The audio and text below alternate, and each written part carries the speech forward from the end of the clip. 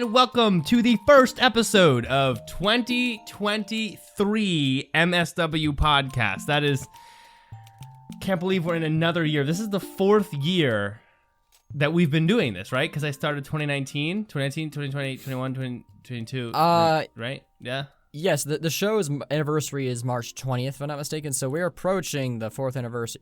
March 20th that's is crazy. 2019. Fourth year. Oh, by the way, my name is Brendan. My name's Commander Wolf.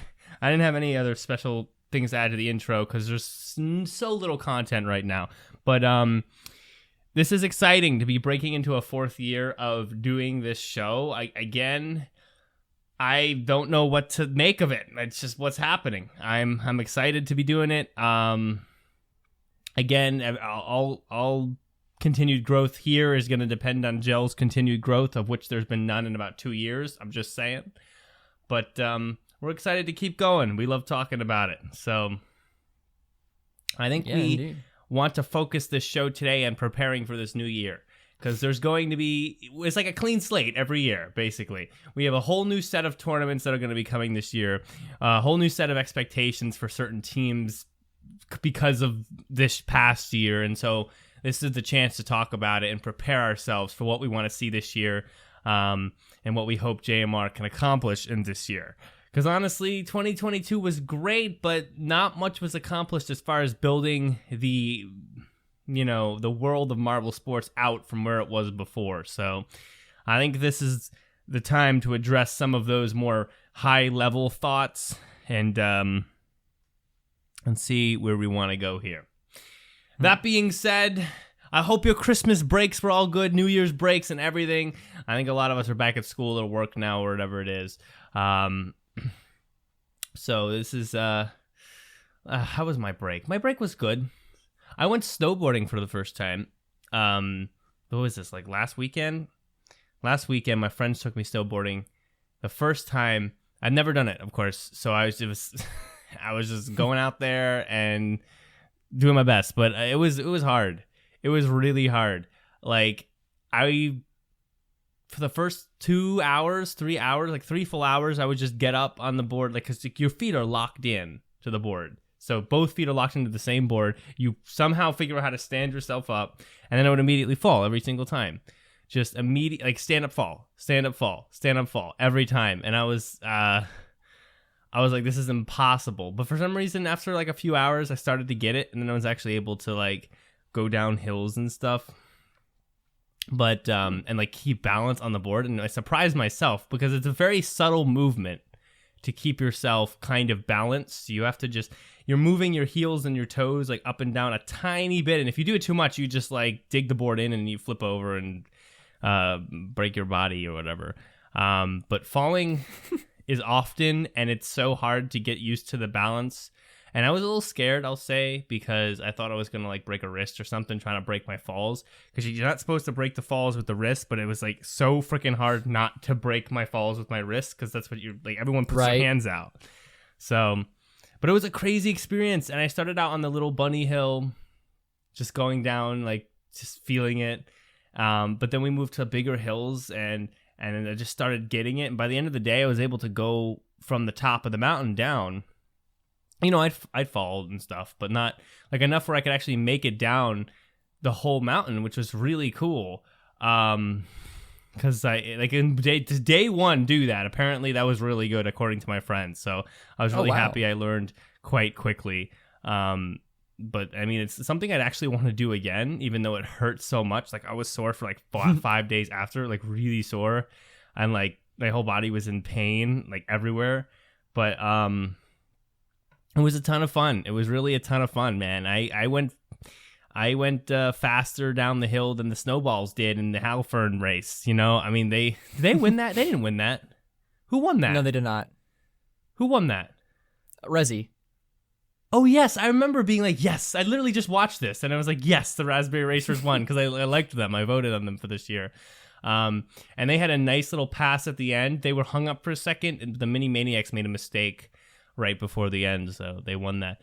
But yeah, like I was getting some speed, and then that's why like I would fall. By the end of the day, I was able to keep balance, but I'd get panicked when I went too fast, And so I'd fall because I can't handle going that fast. Like because I don't know, I'm not confident enough yet in how to control my movement that going fast just scared me a lot. And I had to just kind of fall over and be like, all right, just try to go slower.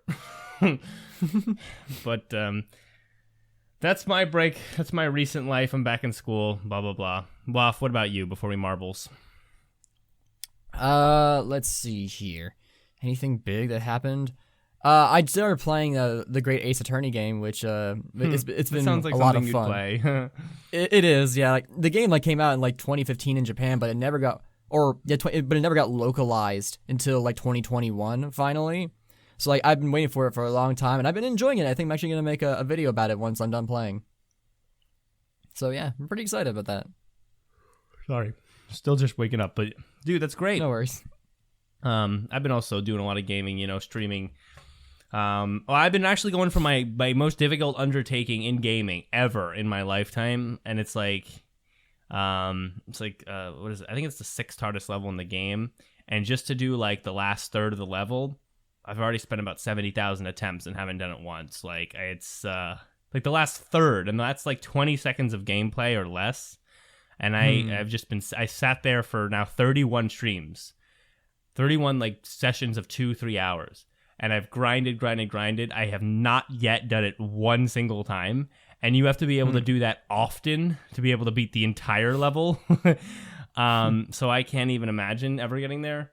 But that's gaming. But all that said, let's not waste any more time. Let's head to the news. And when we're back, we're going to cover some emails. We're going to talk about the Christmas race. We're going to talk about Showdown and what that means. And we're going to talk about what's coming this year and what we want to see in Marbles and Jill's Marbles' runs. So without further ado, let's go to the news.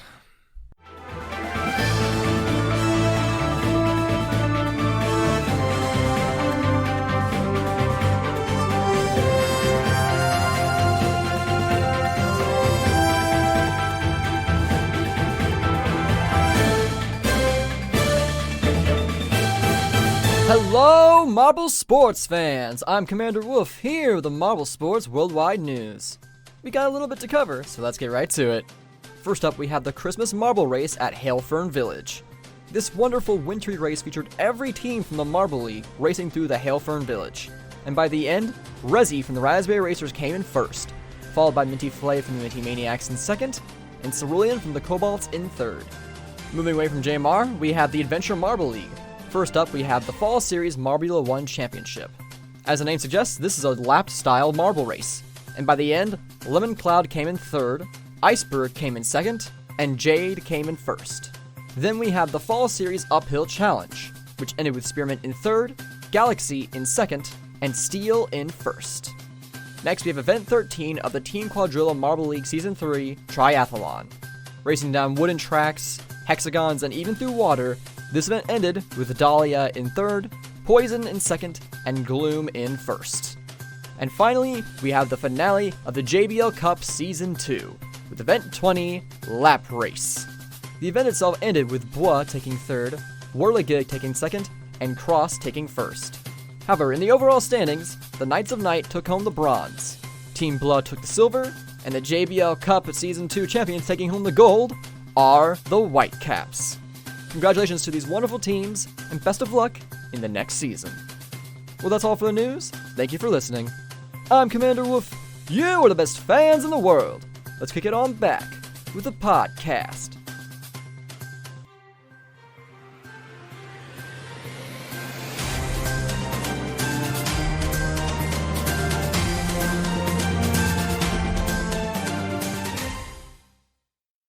All right, we are back from the news, and let me remind you that you, listening to the show right now, yes, you can email into this show so that we can talk about the words that you're thinking and writing with mswpodcast@gmail.com. I highly recommend emailing in. If you're literally listening to this right now and you have any thoughts whatsoever about marbles or anything else, and you're not emailing in, then that's a mistake.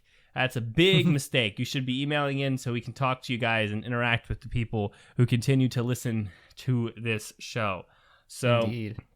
I'd recommend emailing in. Did I make that clear? Do I need to do like a whole like thing, like a ricochet thing, Waff? You know, like, that's a throwback. We haven't done that in a while. Yeah, but do you understand it? Do you understand it? The name of the commentator is Rick O'Shea, as in the first name is Rick, and Rick is a normal name that is used often in the context of like normal people's names. Like if you said, give me a guy's name, someone might say Rick. That's a very normal name, short for Richard or something, right? That's a normal name. And his last name is O'Shea. That sounds kind of Irish. It works, right? And I think O'Shea is probably an Irish name. So it's fine. It's a totally normal name. But when you put it all together, it sounds like ricochet, which is what marbles do when they're moving. They ricochet off shit, you know, like in the winter race. They ricochet off all the Plinko things because we had to make the winter race a Plinko board, basically. We'll get into that. Ricochet, Rick O'Shea. Do we get it? MSW Podcast at gmail.com. Yeah. Y'all can email in. I would do that. If you're not doing it, I just don't get it. Okay. Okay. What's up, Waff? Let's do some emails. Yes. Oh, you can email in, by the way. MSW Podcast at gmail.com. Okay. So here we go. We have one from Richard. I think this was a follow-up. This was a follow-up to the last one he sent in. He said, calculating all-time Marble League average. I will give you a couple of examples. ML Marble League, MO Marble and WG Winter Games. So he's giving us like a code here. ML 16 for, what is he? First, second, then you add up the places. I'm sorry, guys. Okay, so he's saying ML 16 first, ML 17 second, WG, so Winter Games second, ML 19 fifth, at Marbula 1 first, Marble League 20 first. So he's just giving places. He says you just take the places of all the things that a team has ever done. So all the Marble Leagues, all the Marbula 1s. Then you add up the placements. So for this example, it'll be 1, 2, 2, 5, 1, 1, 2, 7, 12, 4, 12. And then you get 49, say. Divide that by 11 contestants they competed in. He means contests, I'm pretty sure. Oh, 11 contests they competed in, 4.54, Oceanics. So the average is basically, he's telling us how he calculated the all-time marble sports average for a team.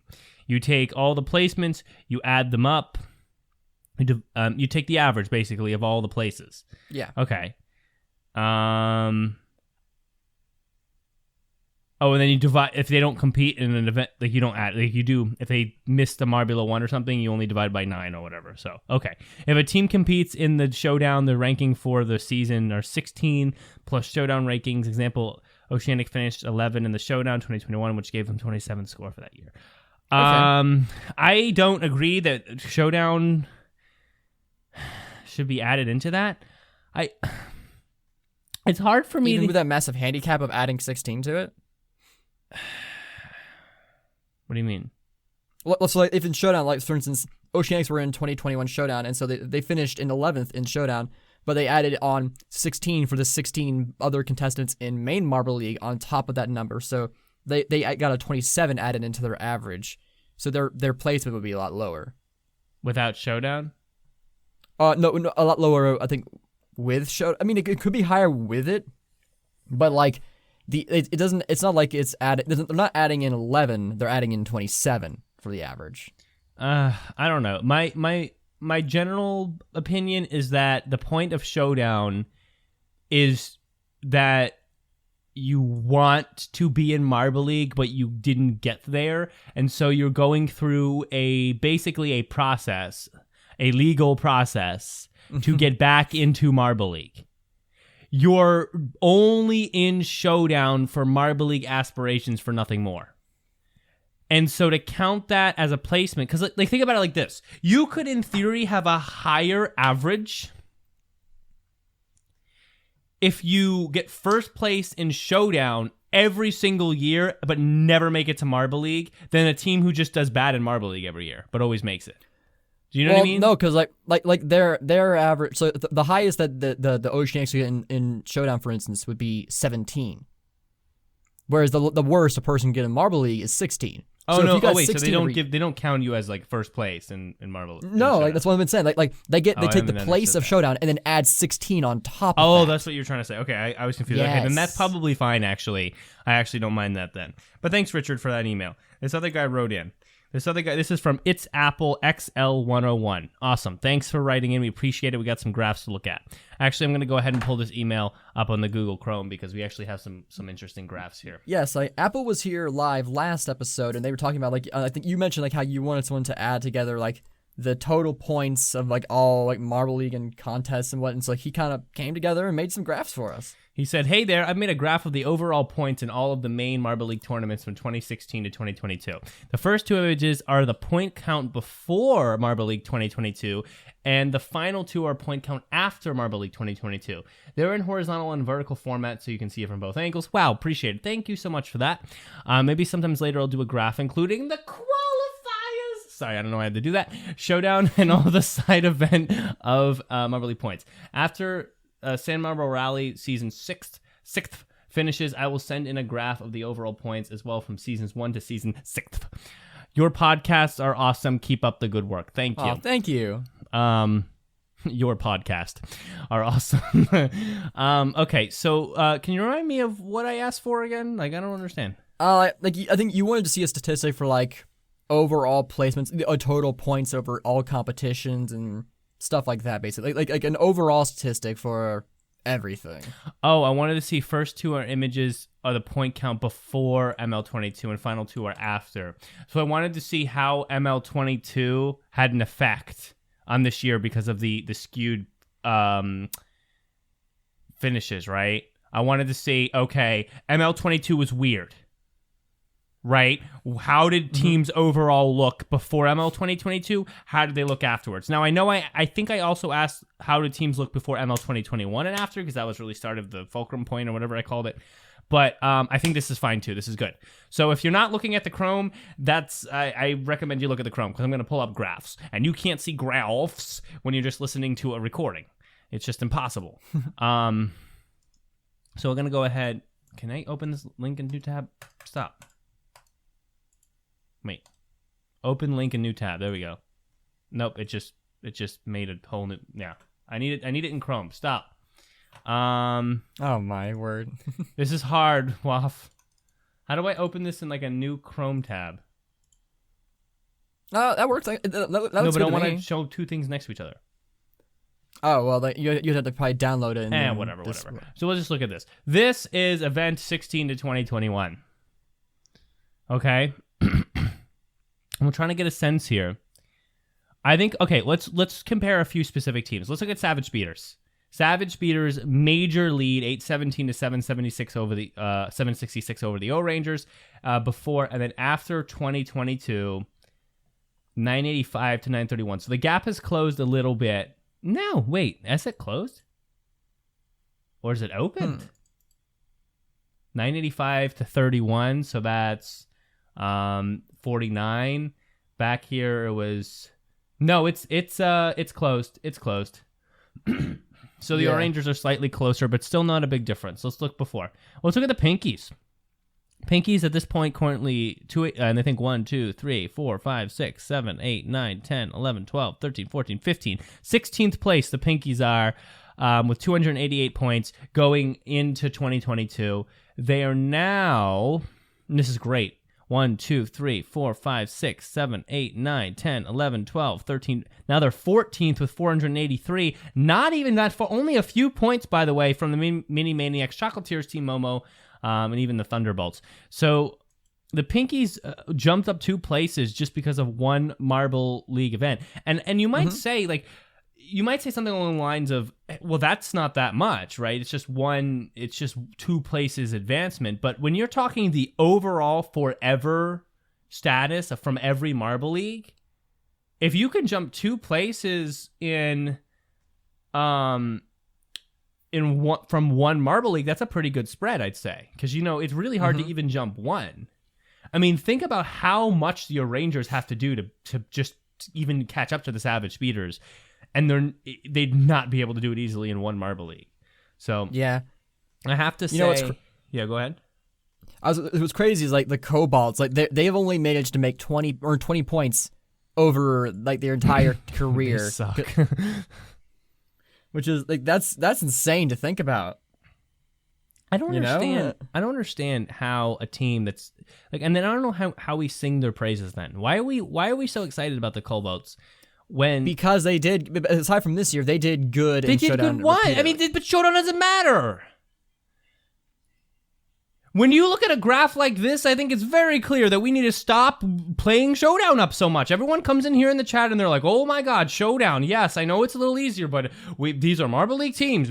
I mean, it's really impressive to get first place in Showdown. No, it's not. It's 17th in Marble League. But it's 17th in the world. Yeah, but like, what's the world right now? There's 32 teams. Well, that made it to the competition, but Yeah, those but- 32 only made it out of all the millions of other teams that exist in But the Marble everything's world. relative, Waff, and we're sitting here and we're trying to sing the praises of the Savage Speeders. We can't do the same with the Cobalts just because they got first in Showdown. Oh, sure. Relative, okay? When we have Marble League, we don't need to love on Showdown. I like Showdown for its purpose. I do not like when people say, "Oh, wow, the Cobalts are the new best team because they got first in Showdown." I don't like it. I think it's just irresponsible. And you see how wrong or just inconsistent that kind of thought process is because they just did terrible this year in Showdown. They didn't even look like they knew how to compete in any of the events. Like, they really didn't do well.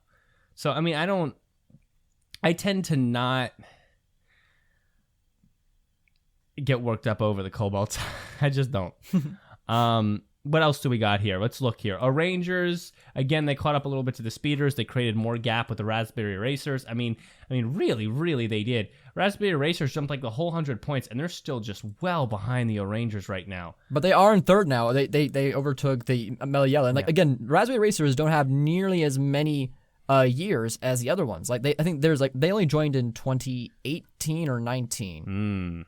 So there's like 2 to 3 years of non-competition that does not add into their points, and yet they're the third highest team in terms of total point accumulation.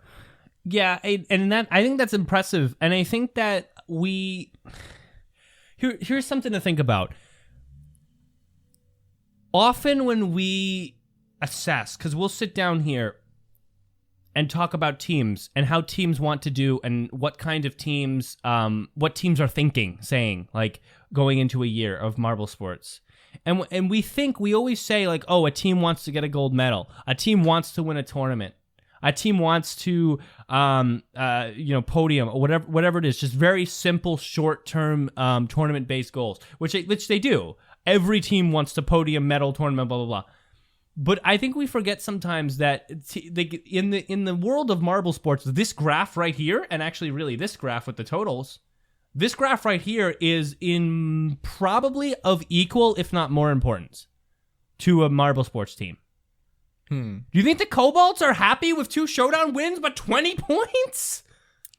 I'm sure they're not. They're below the Quicksilvers. That team doesn't exist anymore.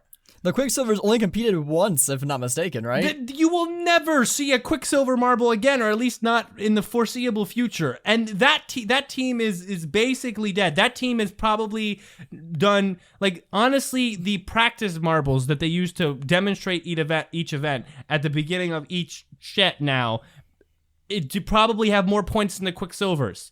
And the Cobalts, not even barely a third of that. I will say, so Tim Ritz at one point actually made logos for the Golden Orbs and the Quicksilvers. I guess just because they were the only 2 teams that didn't have official Tim Ritz logos. But like that could also be an indicator that maybe someday they'll bring them back. I think that they could come back, but not for a few years. My point is that the Cobalts have 20 points.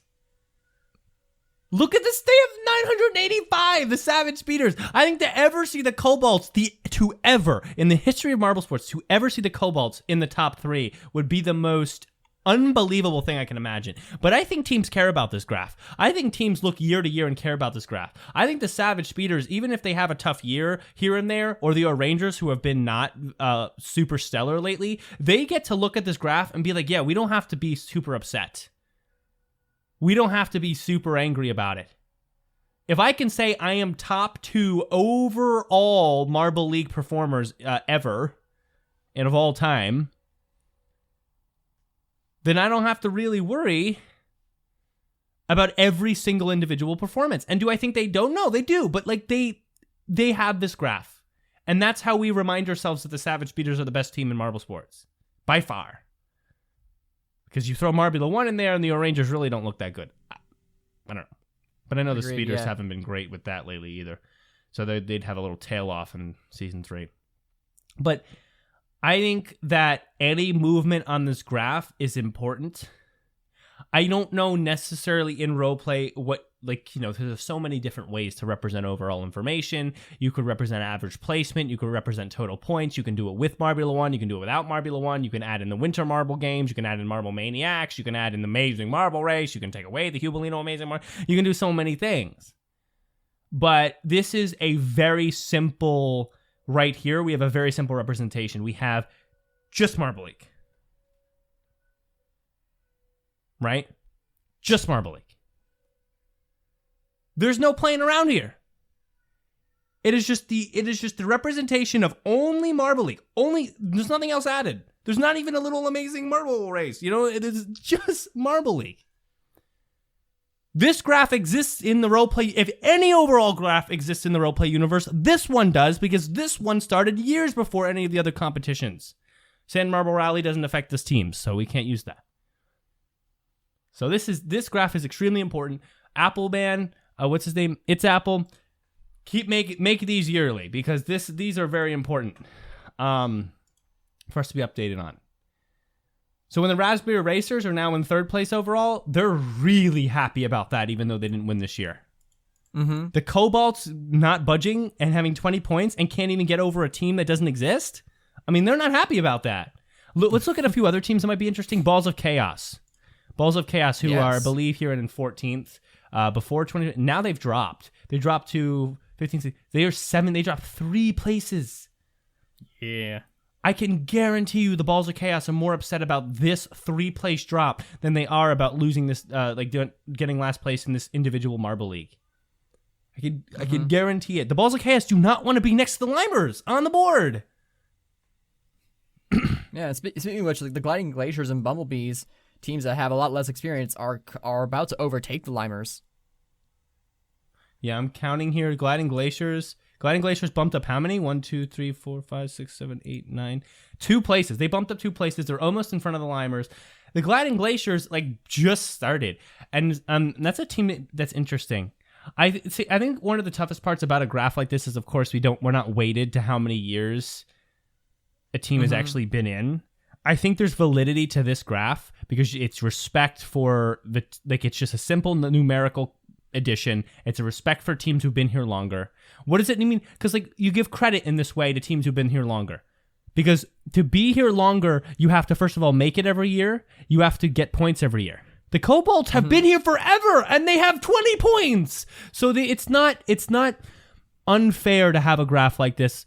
Because you have to make it every year. You have to do well in qualifiers every year. You have to actually put points on the board in the real competition every year. You also have to exist every year. You have to be around. And then you have to have been good enough to to make a dent. Not make a dent, but be in the 2016. To be good enough to have been invited to that in the role play world. So you have to give props to that. These kinds of graphs. Sorry, go ahead.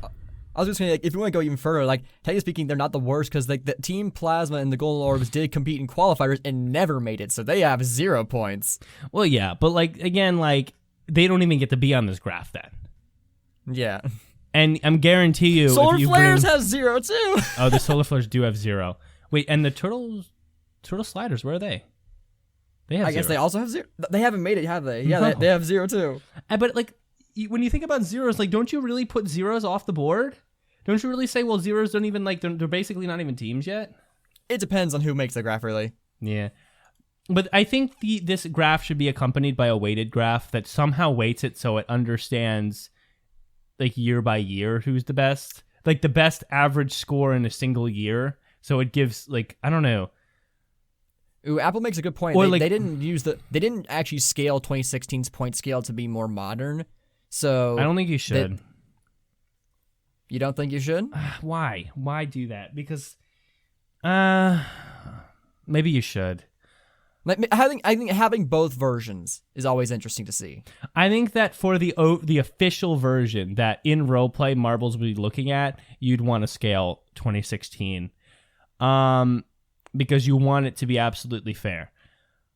I think that the other way that this needs to be done is not a who's had the best single season average, but the calculation of each, like because we want to give credence to teams who have just joined. We want to say, take your best 3 years. Each team take your best 3 years, the most points you have scored in 3 different years. And it's always the best 3 years. So even as more years are added, you're just taking the best 3. Right? Those go on the top.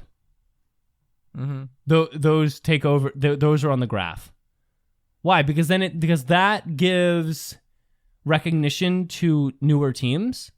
Because it says, okay, well, I mean, still, to really new teams, it's not useful yet because you have to be in the Marble League at least 3 years, but I think that's fair to get like the 3 years worth of points. But it says, okay, your best 3 years are reflected on this graph. So the Savage Speeders do have an easy chance of being taken down if you can just have 3 good years. Now, the Savage Speeders are still at the top of that graph too because they've won 2 Marble Leagues. But whatever. And they got second in the other one. So they would really still overtake that graph, but at least it would, like, you could, as a Gliding Glaciers team, you could bring yourself pretty close to the top if you had 2-3 good years. And I think that, like, if I were in roleplay, I think there could be other, like, individual graphs that would be nice. But as far as the overall Marble League graphs, you'd want the overall total points forever, and you'd want the best 3 years graph that just updates with the best 3 years every year of a team. That would be my thought. That's interesting, although like that does completely ignore also when they manage to really fall off, because like that is an indicator of their current level of skill. Yeah. Well, yeah. Or the last 3 years, maybe?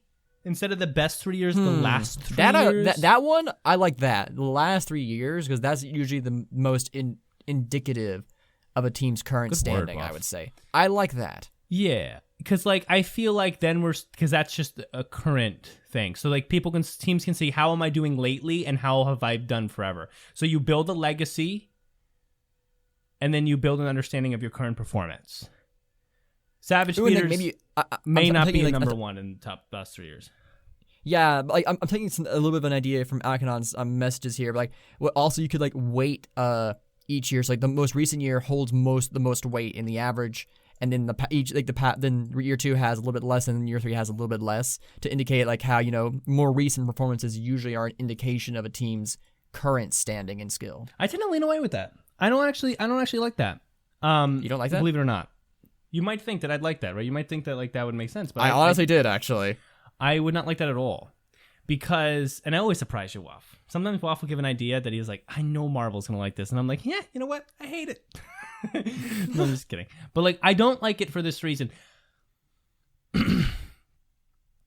I think that for a good overall graph, you need to be as simple and fair as possible to every time points are accumulated. Which is in the first place why I like a full overall graph. Even though you'd think it's unfair, it's basically unfair to the speeders and the glaciers. You know what I'm saying? Like it's overly fair to the speeders and not to the glaciers, because the glaciers were here for a year and the speeders. I was about to say, like, how is it unfair to the speeders? You know what I'm saying? Like the speeders have a way more of an advantage over the glaciers with an overall graph. But it's simple. It says in the entirety that Marble League has been existing, who's gotten the most points. Simple. I think it's great. If you want to turn that into a more present situation, if you want to be like, what's indicative of the present performance of these teams, I think you want to keep it just 3 equally weighted last 3 years, most recent 3 years, because then you're giving you're giving each of the last 3 years tournaments credence. If you start weighting it, then you get some weird results. You will get some weird results that don't make sense. They don't make logical sense. Like, for example, because last 3 years, right? Pinkies. This is actually a great example. Pinkies won this year. Like, won this year by fair. Not even by far. Like, by fair, they won this year. Their last 2 years were just terrible. If you put a strong weight on the most recent year, then Pinkies look insane right now. I didn't mean like a super strong weight, just like a little. But a weight makes the Pinkies look way better than they are. If you don't put a weight, the Pinkies still look really good, but we're still allowing us to not forget how bad those last 2 years are. And so if you want to say, I want to do if you believe the last 3 years are a good representation, then you need to be okay with accumulating all 3 of those years together and not just being like, oh, but the third year, let's weight it really low because it doesn't really matter. If it doesn't really matter, then don't put it on the graph, And so I think that if we want to do last 3 years, then let's do last 3 years. And let's enjoy the fact that the Pinkies got a lot of points this year and that bumps them up on that graph. And also respect the fact that they didn't the last 2 years and that should tear them down on this graph, even though they won this year in a spectacular fashion. Yeah, Apple makes another great point here. Actually, 27 Quicksilvers almost got more points than 2022 Balls of Chaos, but in 2017 there were only 12 events, which is just stupid, isn't it? Also, 2016 also only had 12 events, right? So that's another thing. It's like the amount of events that were in those earlier years is not as much. So like they had 4 fewer events to actually accumulate points, which is crazy. The Balls of Chaos, man, what's going on, man? I don't know, but yeah, I would say final answer, a full results table in the last 3 years results table would be great for understanding Marble League. And again, I think in role play, Marble teams are just as concerned about those 2 graphs as they are about the individual standings. I think the Savage Speeders, in my opinion, if the Savage Speeders created a 30-point additional distance over the O-Rangers in the total graph or the last 3 years graph, but only finished 5th in the Marble League, they would prefer that over finishing, say, 4th or even 3rd, but not creating that distance with the O-Rangers. 2018 also only had 12 events. Oh, shoot, I forgot about that. I did forget about that, too. But, so I think that this graph is very looked at. Let's look at a couple other teams real quick. Momo, who was 1, 2, 3, 4, 5, 6, 7, 8, 9, 9th. And now they're a little lower. 1, 2, 3, 4, 5, 6, 7, 8, 9, 10, 11. So they dropped down 2. Somehow the Hazers are still kind of kicking up there, but they dropped it back like 1, 2, 3, 4 spots basically. 5 spots. Yeah, I mean, the Hazers that just shows how good they were. Interesting. And they've been around a while. Do I think the Hazers are done? No, I think they're just going to suck for a year or two, and then they're going to kind of... I don't know what's going on with them. We're going to have to see more of them to talk about it. Shining Swarm, big jump, obviously. A couple places, 3 places, 2 places, it looks like. They're good for them. They had a good year. And now they're like putting themselves in a position to reach upwards of even Team Momo, who's not even 100 points away. So this mid-pack is very close, as you can see. So from Balls of Chaos to Team Momo, it's very fluid, the movement. From Thunderbolts to Galactic, very fluid in that movement possibility. And then it gets very hard towards the top. And towards the bottom, it also gets hard to move because if you really suck, you're just going to really suck. Okay? Yeah. I love this. Team Galactic started in 10th. They moved up 5 spots, and now they're 5th overall.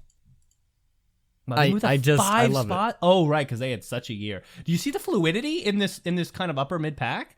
They moved up 5 spots. But that's also because the Midnight Wisps did terrible. The Green Ducks, well, the Hazers did terrible, and the Thunderbolts did terrible. The Green Ducks did okay, and so did the Cat's Eyes, but they somehow didn't stay above... Because Galactic just really killed it this year. And they were all... Yeah, but really again, close. it's the whole Galactic 5th thing. Against like they have to get 5 in something. Even if they don't get 5th overall in the year. 5th in the last event of Marble League. Did they get 5th in the last event? Did they? Didn't they? Yeah, they did. I'm pretty sure they did. They might have, yeah. They did, yeah. It's just hilarious. So despite not getting 5th overall, they got 5th in a lot of other things. Yeah, like it literally does happen too much. It's so ridiculous. It doesn't make any sense for that to happen. Like, it shouldn't happen. Like, what is God doing here? Like, you know what I'm saying? Like, I was literally about to say, like, this is a God. Here. It's like you get 5. The 5th is good. And I think the Galactic is not a generally upset team because they look at what 5th does. You get 5th as a consistent place. You get 5th on the total board. And that's not going to make them unhappy. And if we did the last 3 years board, I mean, they'd still be up in the top 10 at least. That's where they want to stay. Top 10 on the overall boards is a big deal in the Marble Sports teams. So, agreed. I think Galactic is happy, even though, of course, everybody would like to be getting first and everything. With that being said, thank you, Apple, again for these graphs. I look forward thank you to so more much. That was graphs awesome. like this. And these graphs, I liked them. They were very simply laid out with a singular point. I liked these. Easy to read. I really enjoyed looking at these and thinking about them. But anyway, I guess we should probably discuss the Christmas race a little bit. We'll discuss that, and then we'll discuss Showdown for a moment before we wrap up. Because we're already at... Man, somehow we already are at 40 minutes. Waf, thoughts on the Christmas race? All right. I love it. The aesthetic is just, it's so on point. And like, I get like, the reason why they could put that much effort into it is because it's like a one-time race. It's not for like a big competition. But even then, like the fact that like it just like the trees, the Christmas lights, the lamp posts, the shops, like the little tunnel and like the snow, like aesthetically, that is like, this is one of the best races in terms of aesthetic. I think it even beats every single Halloween race that we've ever had. I would say this is his best looking race. In terms of pure presentation. I would tend to like, agree. The lights even have lights in them. The lampposts actually work. I love when Waf gets excited. I would tend to agree. This is like, when I see this, I say to myself, if JMR did half of this for the Marbula 1 races, how much better would that series be? Oh my gosh, half. yes. I'm saying half, Waf. I'm saying take it and throw it by 50%. Half that. You know, like, why? I mean, like, look at all the detail they're going to in this video. They show the marble on the sled, the 3 marbles in the wagon, some, like, donut marble pulling them. What is that thing? You can see right through the center of it. I think it's just a marble thing, but it had like a glass, like a bubble inside of it in the center. I don't know. It looked weird. And look at this track. I know it's too Plinko-y, but it's still a fun track. It has, look at all the different types of curves and maneuvers and movements on this track. The giant ice block that makes like a tunnel. I mean, that's big. These rock tunnels, the trees on the side. I mean, look at all these things. The light posts, which add different shadows and glares on the track. The bells in the center. I mean, and there's a gazebo in the center with marbles in it. Why are we not doing this on the races that people watch? How many views did this get? It got 86K, but Marbula 1 gets more views. Marbula 1 genuinely gets more attention than this. Why is this not done in the Marbula 1 races? Why is it not? Why? Waf, tell me why. Part of it is because like if trying to do that for 12 races back to back, that's going to be hard, especially because they have to be unique from each other. Each one's a different theme, so they had to buy props for different types of theming and then take the time to make them and then disassemble them to make room for the next track in their recording space. So it's like, I get why they can't do it every time. Like, it would take like a lot of planning over the course of the year, and with views going down, I'm not sure if they have nearly as much money to spare this time around as the past years. I don't know, Wuff. I think that, for number one, decorating the tracks is not that expensive. The backgrounds are probably expensive, but like, I mean, all these trees don't cost that much money. Number one. Well, like in terms of bulk, like you can only use these types of trees for like Christmas or winter themed tracks. You can't really use them much for other places. You could some maybe, but some of them are covered in snow now, so you can't use them anywhere that's not snowy based. Well, I just feel like it's not like... Listen, here's what I really feel. I really feel that if you put a month's planning into this before, you could do this and it wouldn't take up that much more time. If you took the time to plan this beforehand and said, okay, these are our tracks, these are what's going to look like, these are what they are going to be decorated by. And remember, I'm saying half as good. I'm saying half as good as this race. So we're saying, oh, here's one track feature that stands out. Here's another track feature that stands out. So 2 track features that stand out. Here's a little bit extra decoration in these few places so it looks nice. We're planning all this out now. Let's buy the stuff now. Let's assemble the stuff now. Oh, the houses. Like, the one thing that this race could have had, like having some cameras that like look into the tunnels, that would have been nice. But like, other than that, like, this is like a perfect race in terms of its presentation. Like it's not nearly as serious as other races, of course, but some Apple pointed out like how the Cobalts did well here, which really showed like they do good in everything but qualifiers, and it's like, yeah, that's. I can't help but absolutely love this point in the track where it narrows to like almost a marble width for a second and then opens up. I would kill to see that in Marbula 1. Oh, yeah. I would kill. And like, it just something about the force maneuvers on the marbles. Like, it makes the marbles make a lot of choices. and it changes kind of the dynamic of the race for a second. This is the kind of stuff I want to see. Like, this is a feature, in my opinion. If you have that in a part of a Marbula 1 track, you're really killing it. And I'm saying if you sit down and you plan out like three things for each Marbula 1 track. One big feature, one track feature like this that's just a little odd, and then like one nice decoration place where it really shows that it's themed to the track. If you plan all that out beforehand and you get the stuff beforehand and you take a week to just kind of make sure they're all ready and set, when you set up the track, it's really not that hard to put the things down. And it's probably easier because then you don't have to think as much when you're setting up the track. You already just know, I just put these here, this is what the decoration we're going with. And then we actually have an interesting track. We're like, wow, I remember these tracks for the you know, the narrow section, or you know, the tunnel section, or whatever. And I think that if they just added a little bit more of that to Marbula 1, then that could really shine, because this race really was fun to watch for that reason. There's so much to see.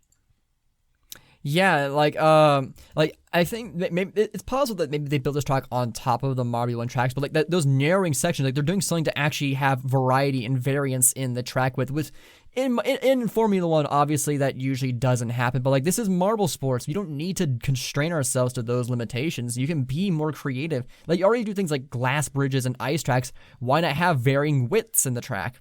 Like that's just to add variety. And that's the thing. Like I know there's a tendency to want to stay very closely, you know, to the Formula 1 way, so simple, right, and same width and everything.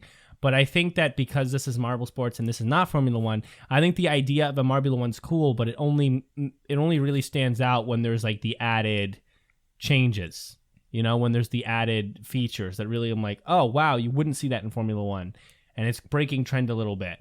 You know, especially now that we've already established the trend, so now we can start to maybe, you know, kind of like adapt the new thing before you change it, kind of thing. There's some like an expression or something. Basically, like get used to the new thing, you know, completely conform to it, and then when you get it, change it. And this is like kind of the time for that, is it? Is it not? Right? Yeah. Like, apparently people are actually advocating for downsizing and simplification to accelerate production.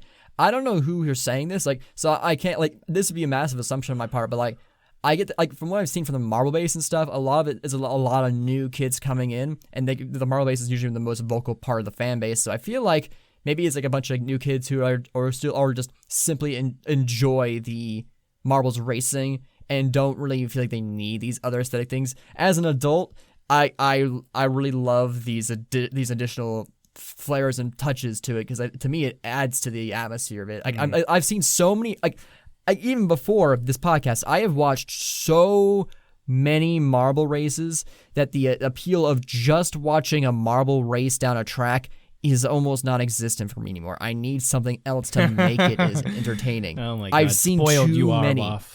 I've seen too many, both in Al Gadoo and in real life. Like just seeing a marble run down a homemade track with like pencils and paper is not going to satisfy me the same way as something that's got this much style and charm to it. I agree, man. I tend to agree. I don't want to say we're spoiled like that, but we're used to that. And marble racing is brought alive by the stuff around it. I'm not saying that pure marble racing is completely non-exciting. I'm saying that it all works together. Like, yes, absolutely. Also, stop with the Plinko stuff. The Plinko parts of this race made me upset because they. That is true. But except the bells. The bells add to the nice, like the jingling of bells. And it wasn't. EG says apparently it's the new folks saying this. I don't know. Like, I mean, in terms of the fact that this Marble League was super condensed and barely made it into the year, I suppose that like downsizing to have it better spaced out, sure. But like, how much like what are we talking about downsizing on? Because it's like. We at least we talked about it many times, Brendan. Like most of the time, the aesthetic in for M1, not ML. Okay, just M1. Okay, well, M1's aesthetic. We've complained about its aesthetic several times. Like where it's good, but like it needs to go just a little bit further. I feel like if we downsize back to like what season 1, then I don't know. Well, I mean, again, there's also a priority aspect. Let me be clear about this part of it. You take a track. What's a track that's kind of bland? Like, actually, all of them have like a little bit of flair to them, but like Greenstone maybe, which just has a lot of turns, right? Right. And it's like it doesn't look themed amazing. I like Greenstone actually quite a bit, but it's not themed amazing. Would I rather two options say? Would I rather JMR put a ton of Christmas houses or something that themes with Greenstone nicely and trees and whatever around the entire Greenstone track and leave it exactly the same? Would I rather have no decoration but add a couple features, like not super decorative, but simple features to the track that change how the marbles move? Two options. I mean, for me, the obvious answer is I'd rather the second one. Right? My complaint with Marbula 1 is not that it's under-decorated per se, which I always love more theming. So I'm not saying I'd turn that down, but I'm saying that it's under-imagined. There's not enough change in how the marbles move down the track. And I'm going to tell you straight up, I don't know what people are saying. I don't care what people are saying. It is not that hard to add one or two simple, non-decorative movement features onto the track. It's just not. I've given ideas that take 3 seconds. For one part of the track, put little pieces of felt so the marbles go slower and they have to maneuver around them. I'm just saying, that's a very simple thing. That is almost too simple. Does that take long to do? No, but does it enhance the course? Does it make a section of the track different so the racing is harder? Or so the racing is at least a little bit different than all the 12 other races, which are now 12 in a season for some reason? Yes, it does change it quite a bit. Because then they have to maneuver through the felt. And then they have to go slow through the felt. Then they hit each other and the felt marbles get maybe a little stuck. Or maybe, I mean, these are things that takes a second. You get felt from your drawer, whatever. And you just put it on the track. And it does change how they race. And it makes it different. Obviously, taking the time to glue it and make it all look nice and seamless would obviously take more than just a few seconds. But, I do understand your point of, here's an idea that's not going to be too cost effective and shouldn't take too much extra time. Heck, felt's actually a great idea of how you could implement a fake snow effect, of marbles racing on snow. It slows them down a bit, but it won't just go spilling everywhere across the track. Yeah, and features like that are nice. Little tunnels and tunnels again, in the simplest form, or tunnels aren't that bad to make. And if you do, you only have to make them once. Because if you make them so they can cover over the marble drum track, then they're always there and you can always reuse them a little bit. If you make simple tunnels. I mean, just ones that are for Marbula 1 track that you're not theming a lot anyway. Just for the feature of it. Using a little bit more of the honeycomb things. You've already figured out how to work the honeycomb things into the track. Mm-hmm. Use a little bit more in other places of the track just so that there's more different terrains. All right, other terrains, it's so easy to do that. In the grand scheme of the fact that Gel spends every day of his life working on this channel in a general sense, it is very simple to add more features to the track relative to how much time they have. I'm not saying we need to decorate it like a Christmas village every time, but I am saying I'd like to see another feature or two on each track that make the movement noticeably different every time. That's all. Yeah. I think it's fair. Although, again, that brings back to our point of they kind of have been overstretching themselves. They're wanting to finally bring back Marble Rally. That's going to take time. Then you have Marbula 1, then Marble League, and if they're going to keep doing things like Marble Maniacs or Marble Mania X, and then whatever else they want to do, that's going to take up a lot of production time. So it's what should I think just the main three, Marble League, Marble Rally, and Marbula 1. I think that is just enough stuff that they could actually feasibly divide their time and resources well enough to work on all three of them. Adding in a fourth competition really muddies that water. Probably. Because this is the production time that it takes for this, and it is a lot. Yeah. It is. Yeah. I know it takes a long time. But I'm saying it's not a lot of extra time to add a couple things in there. Sure. That being said, we're coming towards the end of this episode. We didn't talk a lot about Showdown, so let's cover Showdown. This will bring us into our other look forward. Marble League season 3. I mean season 2023. Sorry, I don't know why I said season 3. It's Marble League 2023. I really said that wrong 4 times. Is coming. I mean, it's hosted by the Bumblebees, so it's just going to be a lot of the honeycomb nonsense. I hope it looks good. I hope it's really themed well. I'm really excited for this. They did a good job with the green ducks, I think, and the quack and the everything. So I think this one should be good. I like how they really picked events that went green ducksy, a lot of water stuff, rafting and everything. So the bees, I'm hoping they pick some more flying stuff. I think high jump would have to be here, especially since the bumblebees are quite good at high jump. I think I'd love to see, like the quartet diving, a lot more air stuff with the bumblebees. You'd think a lot more speed and air, agility, the funnel battle for Marble Maniacs and all that would be nice. Team-wise, I mean, Waff, I got to just go to you for a second, man. And I have our showdown results here. What are you thinking? Who's good this year? Who's going to come out strong in this 2023? So, again, this always sounds like a bias from people. Like, Momo's recovery should not be understated. They ended the first half of Showdown in 13th, and then they ended in 4th. Like, that's a massive climb for 4 events. That's insane. And this is kind of monumental to mention. The Limers finished in the top half for the first time in anything. This is their first. As far as I'm aware, that is their first. This is from what I've heard. This is their first time ever finishing in the top half in any competition ever. That's actual improvement from them. Though I will say, that's actual. If they didn't accidentally do good in the swing wave, they would have finished like way towards the bottom. So I'm just saying, I'm just putting that out there. Okay, fair enough. This swing wave is swing wave, but it's like I don't know if they'll do phenomenal, but they might actually make it and place decently for once, which for Limer's progression is pretty big, I'd say. Yeah. Plasma, we gotta keep an eye on them. Plasma. I don't know what to make of Plasma because part of me wants to be like, oh, they're going to tank. Because I always like to do that. I always like to be like, yeah, this thing you think's going to happen, it's not. And then when it doesn't, I'm like, I was smart and marble connoisseur. But I hesitate here because they're good. And like they did good in the things that it matters to do good. And I think did they put a record up on the board in this? I thought they might have. I thought they might have. Please find that if you can.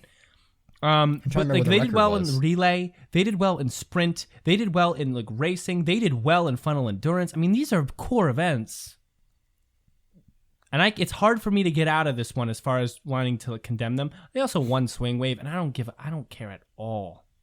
I don't care at all about swing wave. Swing wave is like my least favorite event in Marble League besides Black Hole Funnel. But I like don't even include Black Hole Funnel because I know for a fact JMR is not going to be stupid enough to ever bring that event back again ever. I know they're not going to make us want to die more. I feel like they probably will bring it back. I hate Black Hole Funnel. I hate it. Black Hole. I think you meant Swing Wave. I was like, no, Black Hole Funnel. Swing Wave is like a 3 out of 10, while Black Hole is like a 1 out of 10. And I guess surfing, which is the only other really bad event because it wasn't done well, but that's more of a 4 out of 10 because I love how creative it was. I want them to bring it back. I want them to try it again, but to do something to help make it more creative again.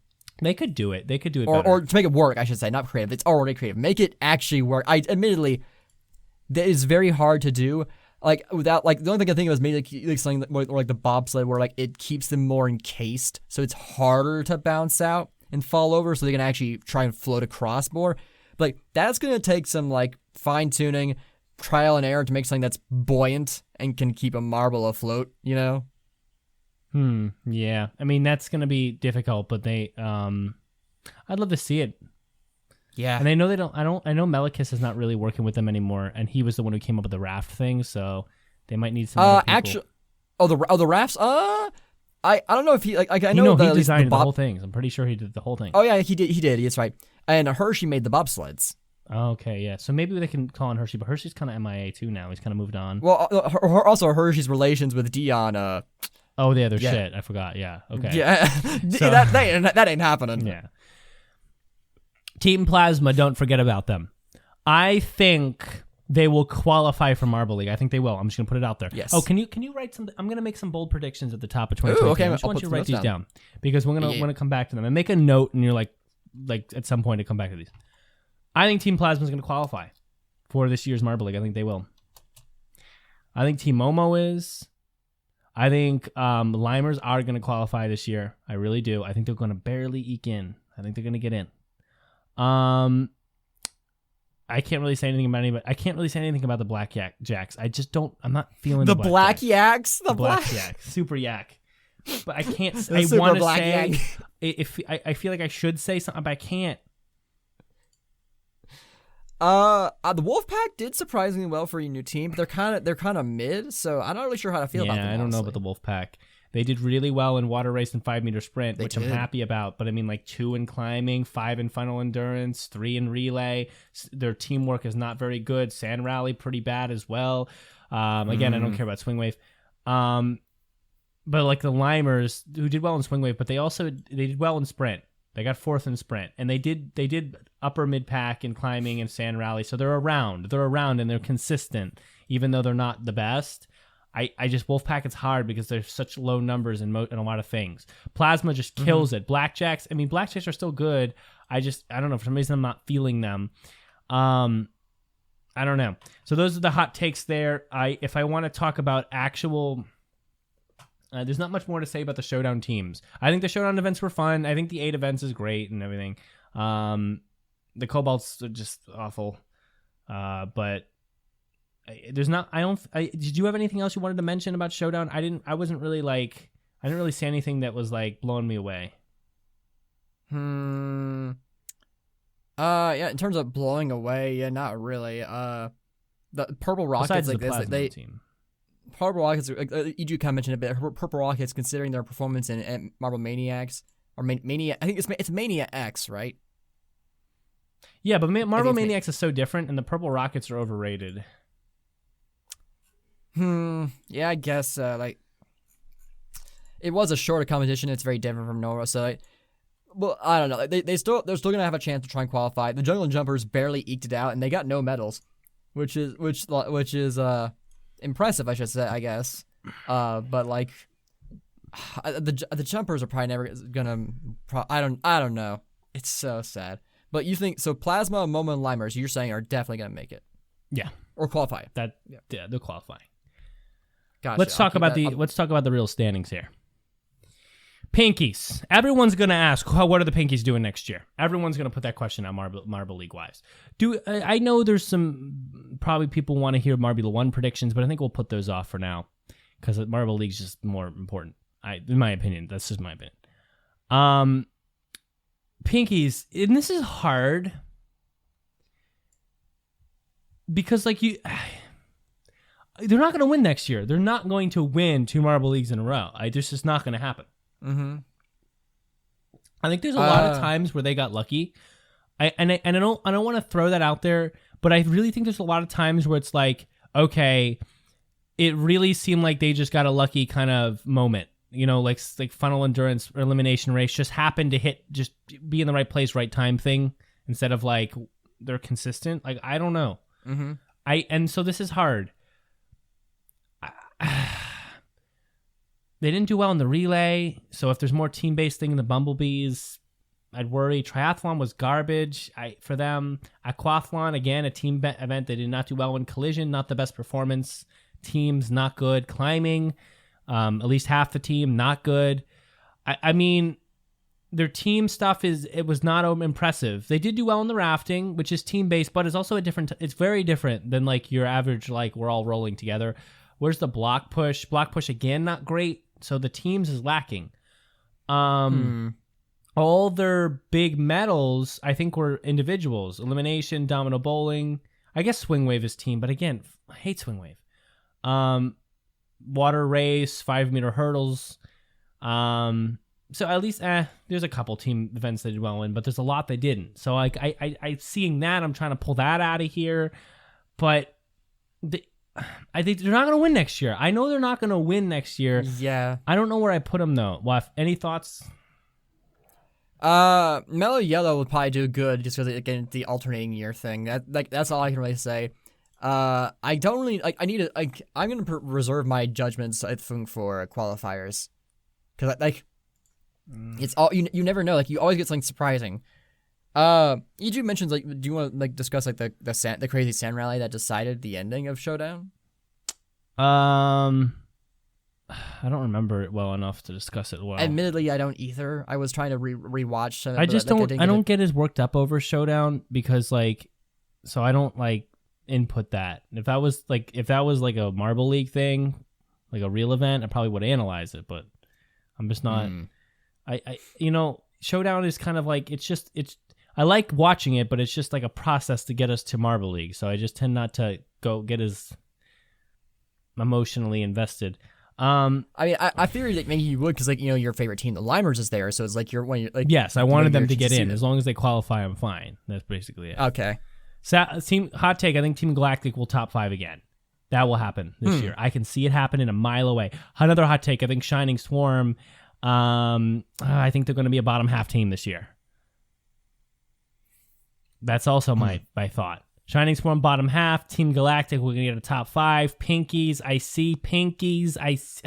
Damn it. I want to say top 3, but I just don't believe it. I can't I say think anything Pinkies about will the be Pinkies. mid-pack. I think Pinkies are going to be mid. I could see the Pinkies finishing 6th place. Put 6th place down for the Pinkies. 6th, all right. Savage Speeders, I could see them winning, but I'm not going to commit to that. Raspberry Racers, I think the Raspberry Racers, I like them for this year. I like them because there's going to be a lot of speed and agility events from the Bumblebees. I really see the Raspberry Racers finishing top 5 this year. Rangers, I can't say anything. Glaciers, Cat's Eyes. Cat's Eyes are just so all over the place. Yeah. I think Balls of Chaos. Man, I hate the Balls of Chaos in their performance, man. Why do they have to suck? Chocolatiers, I don't think the Chocolatiers are going to be very good this year. I was thinking they might, but no. I think the Wisps are another year or two from coming back.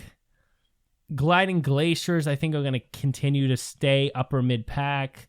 I could see the Balls of Chaos finishing as high as like 7th. That's hard. Team Plasma. Yeah. Team Plasma. They've got a future. Team Plasma will finish above 10th this year. Okay. Absolutely above 10th this year. And you know what? Team Plasma will finish top half. They will finish top half this year. I want that down. They're All right. Excellent team. I don't know if you recorded all the other things I said too. I did. So I have. So your first one, like last week, Galactic Ducks Racers will win ML23. Plasma, MoMA, and Limers will qualify, and you think the Pinkies will finish 6th, and then finally Plasma will finish top half. No, but I also said I think the Swarms and I also said Galactic will finish top 5, and Racers. Did I say anything about the Racers? You said at least last.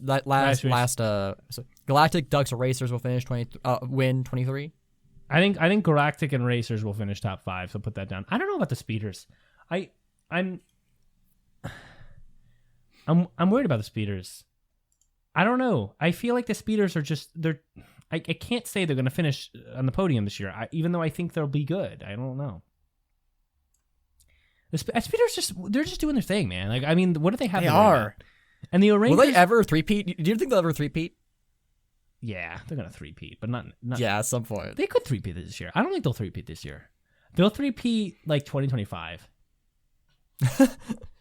They'll three-peat 2025.